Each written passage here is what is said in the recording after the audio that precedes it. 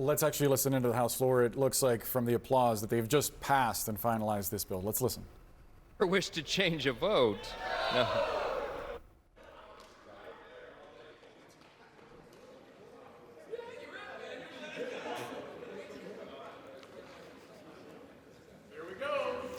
On this vote, the yeas are 218, the nays are 214.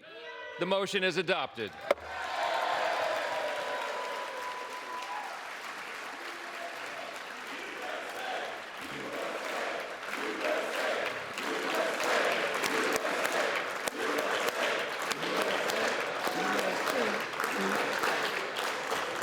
Without objection, the motion to reconsider is laid on the table.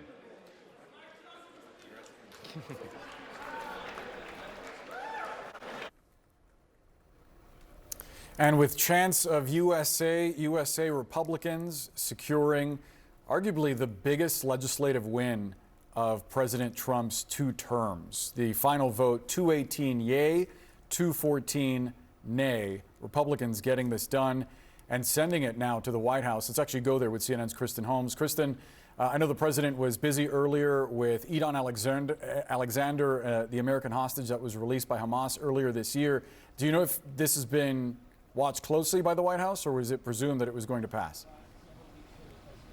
I mean, Boris, it's been watched incredibly closely. We saw this into the night last night. We know that President Trump was working the phones after midnight. We saw him posting on Truth Social, essentially sounding exasperated. Why can't we get this done? This is a no-brainer.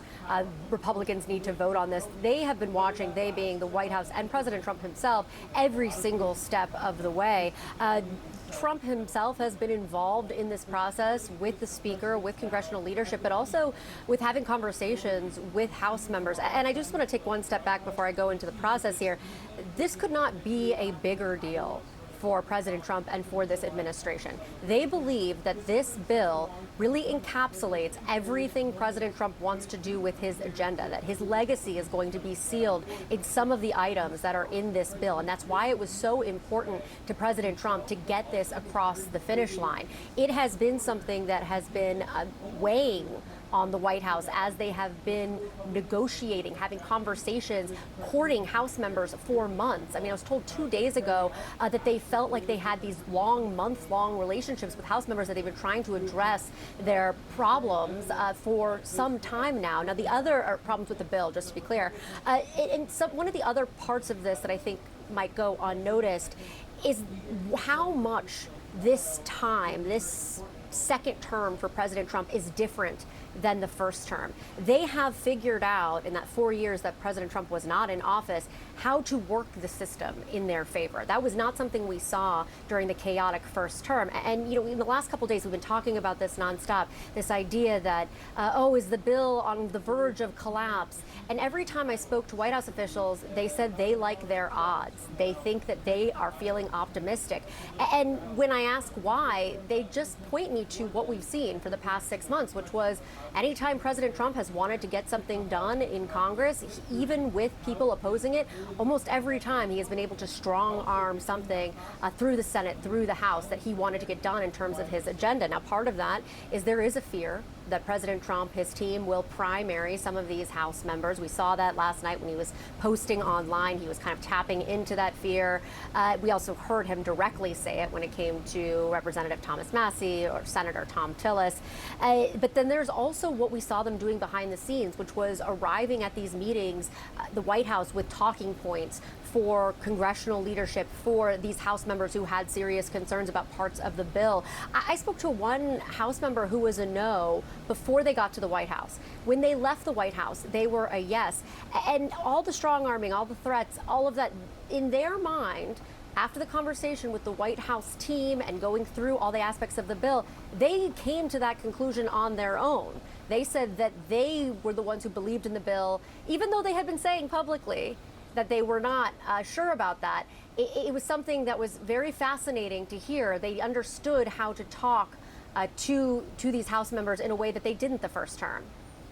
It's really interesting. I mean, what you're almost saying there, Kristen, is it's sort of like the president and those around him. They're effectively the majority whip, right? They are whipping these votes and twisting arms to bring everyone home. Brianna, I don't know if that was directed at me, but I did lose IFB for about 2 minutes. If there, you could repeat that question.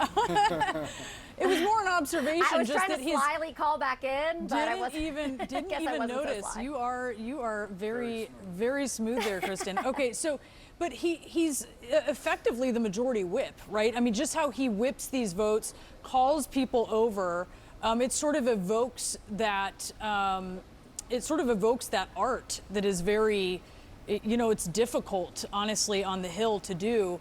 But he's really sort of mastered how to do it and to use his clout with the action of just targeting each individual member. And you see here some of them taking selfies as they are celebrating this moment. He really has whipped these votes, Kristen. Yeah, and it's not just President Trump. I do think we need to be very clear here. They are using every lever that they have. We know that Senator J.D. Vance has relationships with some of these senators. That is how the bill got through the Senate as well. He was having one-on-one meetings with Rand Paul, who again didn't vote for it, but also he was the last person who met with Lisa Murkowski before her critical yes vote.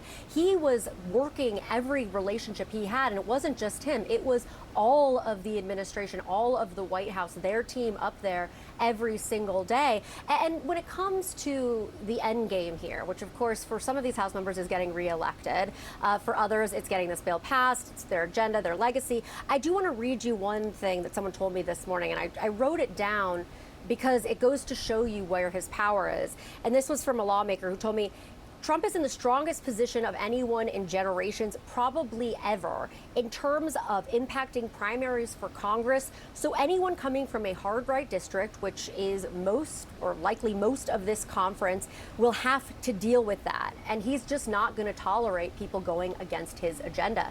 And that was in the back of the minds of a lot of these members when they were casting this vote. We saw there was this whole scramble last night. I believe it was like midnight or 11, where they were saying, okay, we're not going to vote until tomorrow. We've decided, we're telling them we're not voting until tomorrow.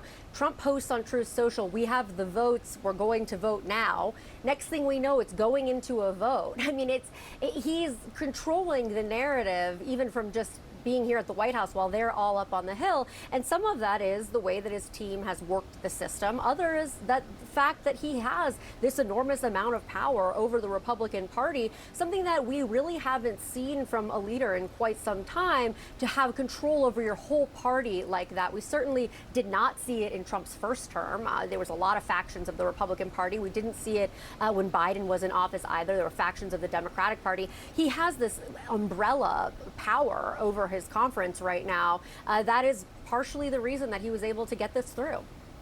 Some of that may have to do with experience from his first term. Kristen, please stand by. Let's go to Lauren Fox on Capitol Hill. Lauren, a very different approach to getting legislation passed from Trump this time around compared to his first term in office. Yeah, I mean, I just remember the effort to try to repeal and replace Obamacare back in 2017, and there was sort of so many iterations of it on the House side. Obviously, it ultimately failed over in the Senate, but there were so many last-minute requests that came in from the president at the 11th hour during that entire negotiation that members on Capitol Hill would get to kind of a tentative place of agreement, and then all of a sudden something would change with what the administration wanted, and they'd go back and forth and back and forth. I do think one of the most interesting pieces of this is it seemed like from the beginning to the end, the administration was very clear about what their objectives were. They were very clear about what they needed in this bill, and they did give a lot of latitude to both tax writing committees in the Senate and in the House to work their will as well. Obviously, there are pieces of this bill that Donald Trump promised on the campaign trail, things like a temporary pause on taxes on tips for certain individuals and workers. That is just one of those examples. But there are also pieces of this, like making more of the tax cuts permanent, that were really important to Senate Republicans that became part of this deal. So I think that that is very different than what we saw the first time. I do want to note that one of the more interesting pieces of this is going to be how do Republicans sell this? Because to this point, this bill has not been very popular across the country. And I do wonder if part of that has been so much Republican infighting as they have tried to find a path forward that everyone could live with. Now that they're more unified, now that this bill has passed, do they work together more efficiently to come up with a message to sell this legislation? I think that remains to be seen. You know, they've been arguing that this is a huge tax cut for the American people. Many of these tax cuts are essentially just a continuation of the tax cuts from 2017. I'm going to be really interested to see whether or not Americans really feel that difference, given the fact that those didn't expire and then need to come back, but the fact that this will be a seamless process. But I think that that's going to be something to keep a very close eye on. Meanwhile, Democrats, we know exactly what their message is going to be because Hakeem Jeffries laid it out for 8.5 hours.